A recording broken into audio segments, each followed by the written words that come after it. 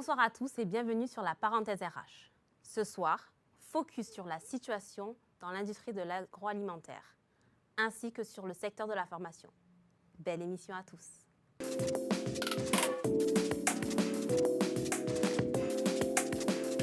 On se retrouve dans cette parenthèse RH où nous accueillons ce soir Alexandra Martin, RRH de Heineken. Bonjour. Bonsoir. Et Olivier Derémé, le DRH de l'usine Panzani-la-Montre sur la Valentine. Bonsoir. Bonsoir. Lucille, tu as préparé des questions pour cette parenthèse RH. Je te souhaite. C'est la deuxième. On a quelques questions, effectivement. Alors, merci à tous les deux d'être présents à cette deuxième parenthèse RH, qui sont des rendez-vous récurrents, normalement en présentiel, mais aujourd'hui en distanciel depuis quelques temps. Alors, ma première question, c'était, vous représentez deux belles entreprises marseillaises avec une histoire forte, un ancrage territorial important. Comment vous allez aujourd'hui, vos entreprises, comment se portent-elles en 2021, en mars? Alexandra. Alors, au niveau de notre activité continue, puisque je représente la brasserie Heineken de Marseille. On a la chance de pouvoir continuer à produire pour livrer nos clients qui continuent de consommer, et notamment de la bière en bouteille. Donc, notre activité aujourd'hui continue. On continue à recruter sur notre brasserie, notamment des postes de conducteurs de ligne. On a eu la chance aussi, pendant la période de confinement, de pouvoir lancer une nouvelle ligne d'embouteillage de la bière. Donc, on est aujourd'hui plutôt chanceux de ce point de vue-là. Par contre, une activité qui a dû se réduire sur la partie CHR, sur la production de fûts. Tout à fait. On a une ligne fût sur notre brasserie de Marseille. Donc, forcément, elle est actuellement à l'arrêt. On a eu la chance de pouvoir repositionner les collaborateurs de nos équipes qui travaillaient sur les fûts jusqu'à présent sur les lignes bouteilles et notamment également sur la nouvelle ligne. Il y a eu quand même un certain report de l'activité de la partie, on va dire, consommation, hôtel, café, restaurant sur les bouteilles, même si ce n'est pas l'intégralité de la consommation. Donc oui, on est impacté, on travaille différemment, mais on continue à produire. Pour vous, Olivier? De la même manière que les brasseries, pour nous, l'activité a été modifiée. On a dû s'adapter. On a tout d'abord dû faire face à une très forte demande de la part des consommateurs. Vous avez tous eu l'occasion, peut-être personnellement, de constater que les rayons étaient vides. Donc on a dû produire énormément. On a dû adapter notre production en la simplifiant, en abandonnant certaines références, en se concentrant sur, je dirais, certaines qui étaient plus faciles et plus rapides à produire. La demande étant tellement forte. On a eu la capacité, par la polyvalence, de pouvoir repositionner les collaborateurs en fonction des lignes, puisque toutes les lignes ne fonctionnent pas de la même manière, donc les compétences ne sont pas strictement identiques. On a également dû arrêter fortement la production des fortes quantités type 5 kg qui sont vers la restauration collective, puisque il y en avait plus. Donc tout ceci dans un contexte quand même, j'allais dire, psychologique lourd pour les collaborateurs, puisqu'il y avait de fortes contraintes extérieures que le groupe Panzani, dès la fin du mois de février, a imposé à tous ses collaborateurs le port du masque. La pratique du gel hydroalcoolique, elle était déjà là, mais nous l'avons amplifiée. On n'a pas regardé à la dépense, on a mis tous les moyens qu'il y avait à mettre pour que nos collaborateurs et donc leurs familles soient protégés. Je crois savoir même qu'il y avait des prises de température à l'entrée de l'usine. Et effectivement, parmi les mesures rapidement mises en œuvre dès le début du mois de mars, donc vous voyez même avant la fin du confinement, on a sur tous nos sites, donc sur celui de la montre, une prise de température qui fait que si la température est trop élevée, vous ne pouvez pas accéder au site. On a même été jusqu'à interdire les visites externes. Donc vraiment, on a cherché au niveau du groupe, et plus particulièrement sur la montre, à protéger nos collaborateurs, protéger leurs familles. Dans une optique aussi de production, et certains nous l'ont dit, pour la France, certains collaborateurs n'ont pas hésité à nous dire « moi je viens parce que j'ai un devoir national, patriotique ». Je dois être là parce que les gens ont besoin d'être nourris, donc je viens. Donc il y a effectivement un engagement. Ça nous a permis aussi de découvrir de belles choses chez certaines personnes et tout l'engagement qu'ils avaient à la fois pour Panzani, mais aussi pour leur pays.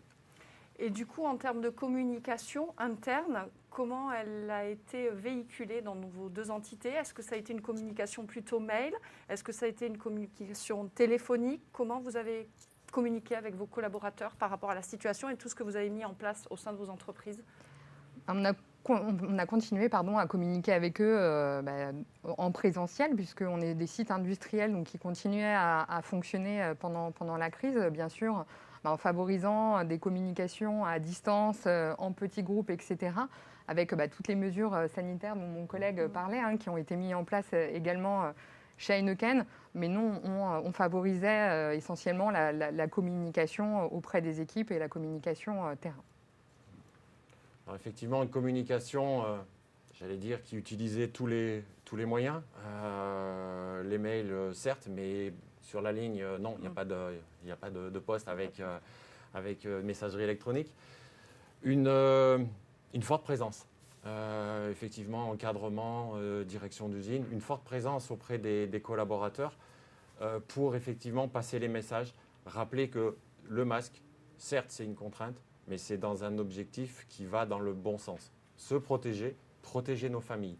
Et si aujourd'hui, on a évité, je dirais, des situations un peu catastrophiques sur l'usine, c'est parce que chacun a pris conscience de cet engagement-là et a respecté le mieux possible les consignes. Et justement, c'est pour ça que vous portez le masque sur ce plateau, pour montrer l'exemple auprès de vos collaborateurs. Et puis, on vous félicite pour cet engagement.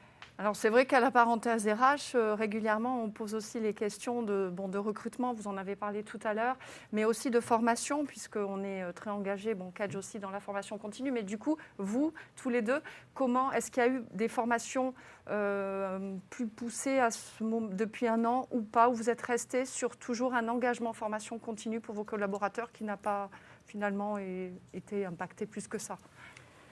Au niveau de la formation, on est resté sur le même niveau de formation que ce qui était engagé auparavant, parce qu'on a un niveau de formation et d'engagement sur la formation qui est très important.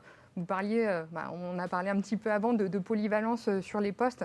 C'est quelque chose qu'on met en place de manière quotidienne chez Heineken. Tous nos collaborateurs sont polyvalents, donc on a surtout assurer le maintien de ce niveau de formation pendant la crise. Il n'y a pas eu forcément de choses différentes à ce moment-là, mais on a tout mis en œuvre pour continuer à former nos équipes.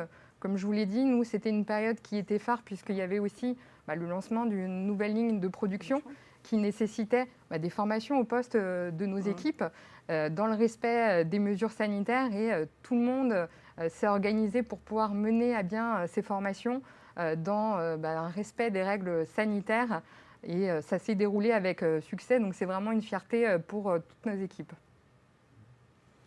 Alors la formation, effectivement, compliquée.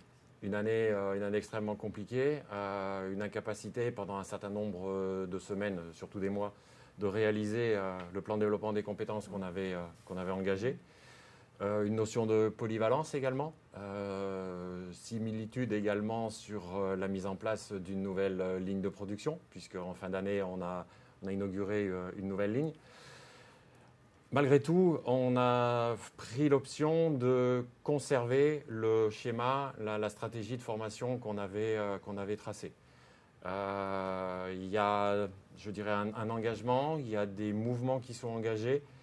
Arrêter sur une année, ça aurait complètement cassé la dynamique formation, et ça, ce n'était pas souhaitable.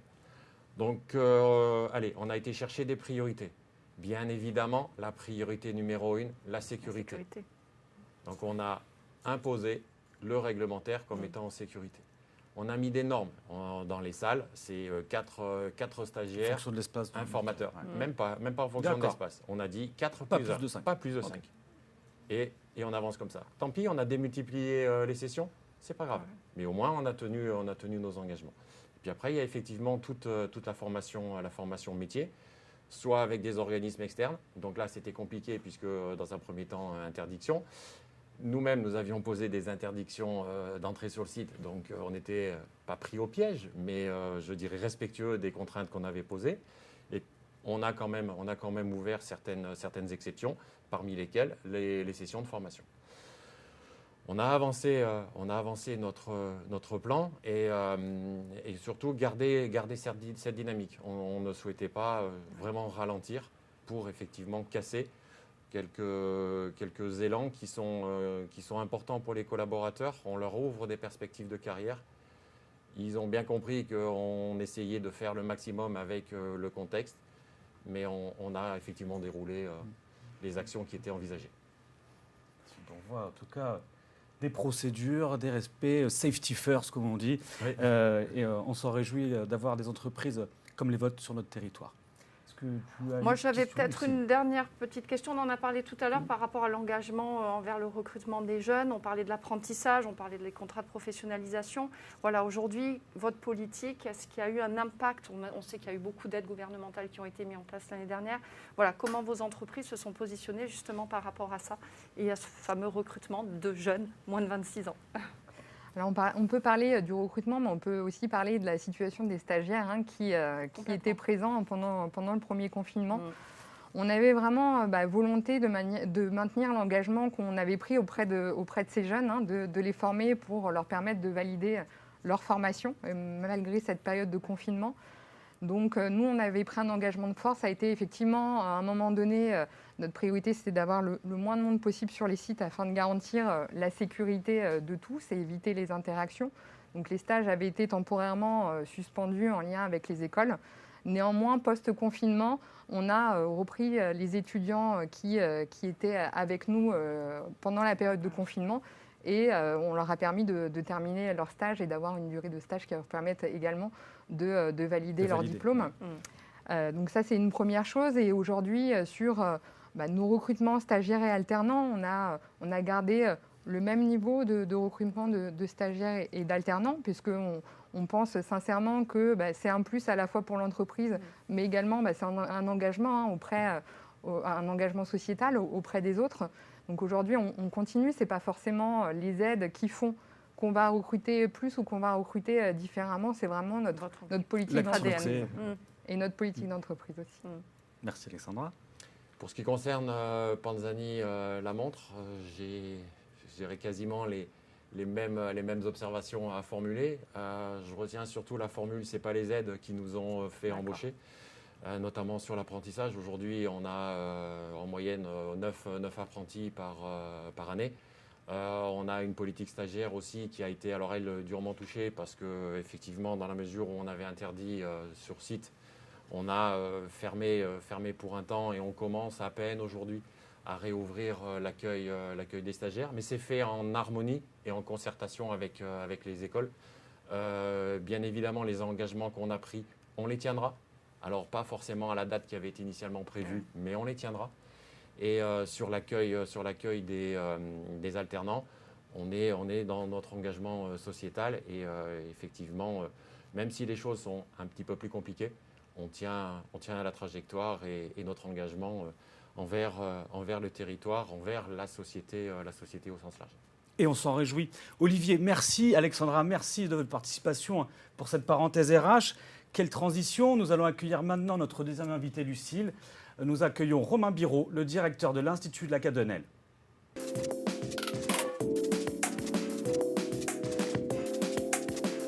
Romain, bonsoir. Bonsoir. Bienvenue. Merci La de votre parenthèse accueil. RH continue, Mathieu. Tout à fait. Et effectivement, nous accueillons un adhérent et partenaire de l'association LEHV. Romain, l'Institut de la Cadenelle a plus de 70 ans. Exactement. Est-ce que vous pouvez nous présenter dans les grandes lignes cette institution marseillaise ? Donc l'Institut Cadenelle, effectivement, institution marseillaise depuis plus de 70 ans, qui a trouvé son origine, comme vous l'entendez tous, plutôt dans le 8e que dans le 12e, et qui, après un lancement des premières formations dans les années 1948, a migré dans le secteur des Cailloles et du 12e, ce qui nous permet d'être pleinement adhérents à l'heure actuelle de LEHV. Et donc nous sommes un institut de formation qui démarre dès le lycée, à 15 ans, en classe de seconde, avec un prolongement qui va permettre d'atteindre des diplômes jusqu'à un master, Bac+5. Donc nous sommes positionnés sur 3 grandes filières de formation. l'hôtellerie, restauration, tourisme, les métiers du travail social, sanitaire et social, médico-social. Et puis le troisième axe fort de formation, c'est la gestion, management, finance, donc les grands domaines du tertiaire. Combien d'élèves? Un peu plus de 1000 apprenants sur le site. D'accord. Donc du coup, comment s'est pensée la rentrée septembre 2020 ? Alors la rentrée de septembre 2020, eh ben, comme pour tout le monde, bousculée par les événements, par le contexte sanitaire. Mais pour autant, une volonté de démarrer cette rentrée en présentiel, en permettant, en plein respect des gestes barrières, des distanciations sociales et de tous les aménagements nécessaires pour pouvoir accueillir et les personnels et les apprenants en pleine sécurité sur le site, une vraie et forte volonté d'accueillir en présentiel nos apprenants et avoir la possibilité de dérouler au maximum la formation en lien avec eux sur le site. Justement, en termes de formation pour les apprenants, l'occasion de cette émission, c'est d'apporter des informations à nos adhérents. Et Romain, quand on parle d'apprentissage, qui est un très beau parcours de formation, moi-même je suis passé par cette case, mais on en est où aujourd'hui sur ce secteur de l'apprentissage? Alors, on est sur un schéma de formation qui s'est vu quand même profondément rénové depuis 2018 et la loi Avenir professionnel et la possibilité d'entrer en formation tout au long de la vie. Opportunité qu'a entre autres saisi la CADNEL pour ouvrir son propre CFA et investir le champ de la formation sur ces dispositifs-là. Et malgré la crise, et comme on a pu entendre les deux collègues tout à l'heure, les formations par le jeu de l'apprentissage se maintiennent. On sent l'engouement de la part des jeunes à entrer en formation, mais également pleinement le soutien du tissu économique et social ici au plan local, de maintenir un engagement fort sur ces formations par apprentissage. Et il faut le souligner parce que ça n'est pas quelque chose d'anecdotique. Le gouvernement joue pleinement le jeu de la valorisation, la promotion de ces filières-là. Concrètement, comment est soutenue cette filière ? Alors cette filière est notamment soutenue d'un point de vue économique et financier, du point de vue de la facilitation à intégrer des nouveaux collaborateurs au sein des entreprises. Parce que j'insiste là-dessus, un apprenti est avant tout un salarié, un collaborateur de la structure qu'il a contractualisée. Et la particularité de ce jeune collaborateur est d'être un pourcentage de son temps de travail en formation théorique et pratique au sein de la structure de formation qui l'accueille pour le diplôme sur lequel il se positionne. Donc pour vous donner les ratios, l'apprenti va être engagé dans l'entreprise à raison de 50 jusqu'à 75% du temps. Le reste de son temps de travail est concentré sur la formation. Vous nous en parliez tout à l'heure, Romain. Quelles sont les typologies d'entreprises locales qui ont recruté en septembre ? Alors, on retrouve la totalité des entreprises et on peut même étendre aux collectivités locales territoriales qui ont également la possibilité de rentrer sur le champ de l'apprentissage.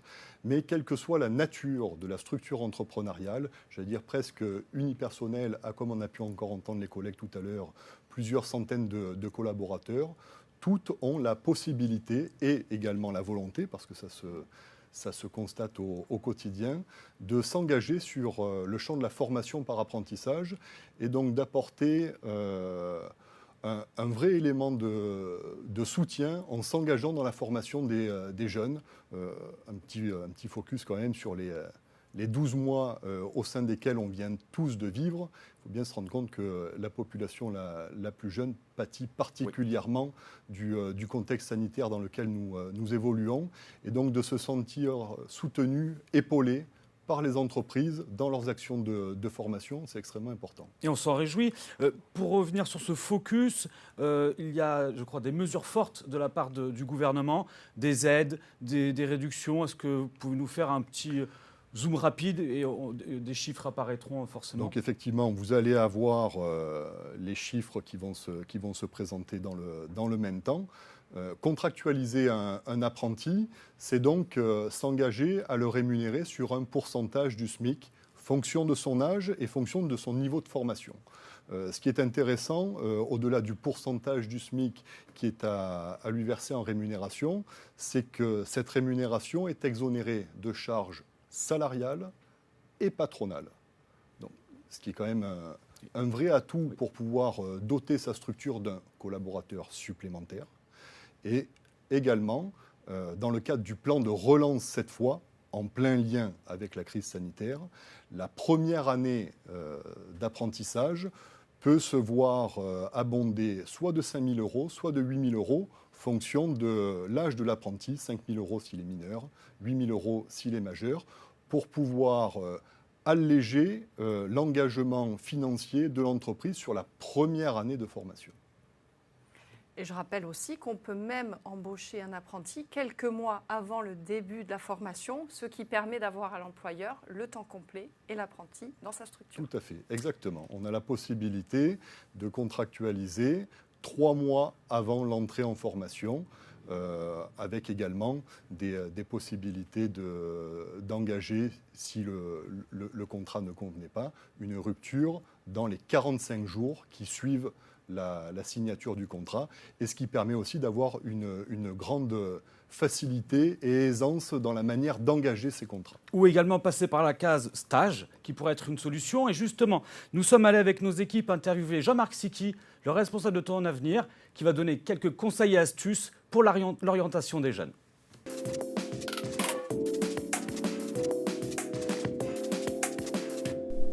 Bonjour à toutes et tous, écoutez, je m'appelle Jean-Marc Sicki, je dirige le cabinet de conseil en orientation scolaire Ton Avenir à Marseille. Mon cabinet est situé dans le 11e arrondissement, à proximité du centre commercial de la Valentine.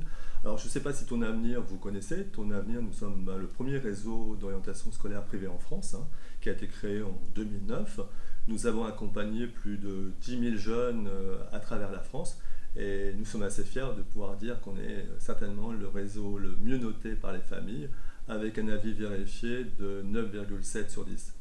Alors Mathieu m'a demandé de vous donner quelques conseils pour accompagner votre jeune dans son orientation scolaire. De par mon expérience, je pense qu'il est essentiel pour un jeune, avant de se projeter, avant de parler et d'envisager une formation, surtout déjà de se projeter dans un métier, une filière professionnelle. Ça me semble tout d'abord essentiel. Pour mener ce travail, cette identification, il est important que le jeune apprenne à mieux se connaître. Donc ça veut dire peut-être passer un certain nombre de tests psychotechniques qui vont lui permettre de définir quelles sont ses principales dominantes. Est-ce que je suis plutôt artiste? Est-ce que je suis plutôt pragmatique, investigateur? Aussi identifier ses principaux facteurs de motivation. C'est essentiel aussi. Il va falloir les retrouver dans son cadre professionnel. Ça va être aussi d'identifier aussi ses principaux traits de personnalité. Donc des tests existent et vous permettent effectivement de mieux connaître votre profil. Une fois ce travail fait, effectivement, il va falloir rechercher peut-être une adéquation entre ce profil, certaines filières, certains métiers. Voilà. Donc à partir de là, de rechercher, de faire ce travail-là. Et ce travail-là, une fois qu'il est effectué, une fois que vous savez vers quoi vous souhaitez vous diriger, il va falloir trouver la formation, l'établissement qui sera le plus adapté à votre niveau scolaire aussi. Il s'agit d'être objectif, il ne s'agit pas non plus de rêver, mais d'être ambitieux bien sûr, mais voilà, il va falloir être réaliste. Donc à partir de là, trouver la formation, l'établissement, et qui va vous offrir aussi certainement le mode d'apprentissage le plus adapté à ce profil. Voilà, c'est des éléments qui m'apparaissent essentiels, et il y en a d'autres. Si vous le souhaitez, vous pouvez toujours me contacter, et j'aurai plaisir effectivement à vous accompagner et à vous dispenser une orientation et du moins un conseil personnalisé. Et comme je le dis à tous les parents qui me sollicitent, je leur dis toujours, il n'est jamais trop tôt pour penser à son orientation. À très bientôt.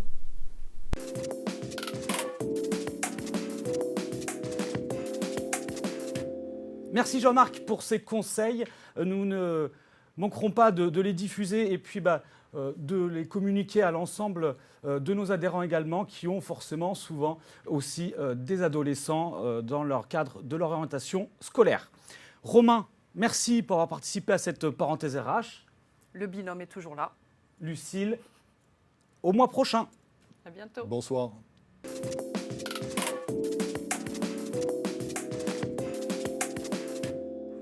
Encore une belle émission sur la parenthèse RH avec des participants passionnants. Merci à nos partenaires institutionnels, à nos partenaires premium, ainsi qu'à l'ensemble de nos partenaires et nos adhérents. Pensez à vous abonner sur les réseaux sociaux et à activer les notifications pour recevoir nos émissions en toute rapidité. À la semaine prochaine.